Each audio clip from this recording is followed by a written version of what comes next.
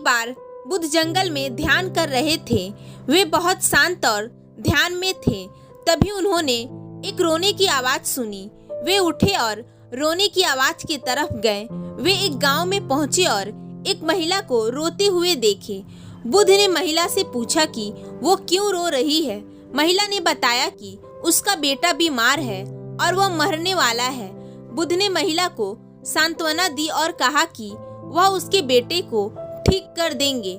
बुद्ध ने महिला के बेटे को देखा और महसूस किया कि वो बहुत बीमार है। उन्होंने अपनी आंखें बंद की और ध्यान में चले गए। उन्होंने उसके बेटे को लिए और प्रार्थना किए और उसे ठीक होने का आशीर्वाद दिया। कुछ ही समय बाद महिला का बेटा ठीक हो गया। महिला बहुत खुश थी और उसने बुद्ध को धन्यवाद दिया। बुद्ध ने कहा कि यह उनकी प्रार्थना का ही परिणाम था। बुद्ध ने इस घटना से सीखा कि सभी लोगों को दुख होता है। उन्होंने महसूस किया कि उन्होंने लोगों के दर्द को महसूस किया था और यह उन्हें बहुत दुख हुआ था। उन्होंने लोगों को इस दुख से बचाने के लिए एक रास्ता खोजने का फैसला किया। बुद्ध ने कई सालों तक ध्यान किया और ज्ञान प्राप्त किया। उन्होंने लोगों को दुख से बचाने का तरीका खोज लिया। उन्होंने लोगों को बताया कि दुख का कारण अज्ञानता है। उन्होंने लोगों को बताया कि ज्ञान प्राप्त करके वे दुख से बच सकते हैं। बुद्ध ने लोगों को ज्ञान का उपदेश दिया और उन्होंने कई लोगों को दुख से बचाया। बुद्ध एक महान शिक्षक थे और उन्होंने लोगों को दुख से मुक्ति दिलाने का मार्ग दिखाया। एक बार भगवान बुद्ध एक गांव में घूम रहे थे।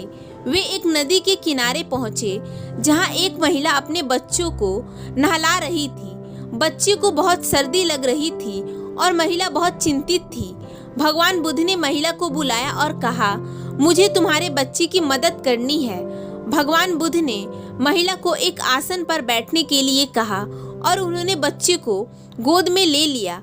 उन्होंने बच्चे के माथे पर अपना हाथ रखा और एक शांत मंत्र का जाप किया। कुछ ही मिनटों में बच्चे की ठंड उतर गई और वह मुस्कुराने लगा।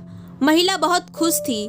उसने भगवान बुद्ध को धन्यवाद दिया और कहा, आपने मेरे बच्चे की जान बचाई है। मैं आपको कभी नहीं भूलूंगी। भगवान बुद्ध ने कहा, मैं सिर्फ एक छोटी सी मदद कर रहा था। सभी प्राणियों को प्यार और करुणा से मदद करना चाहिए।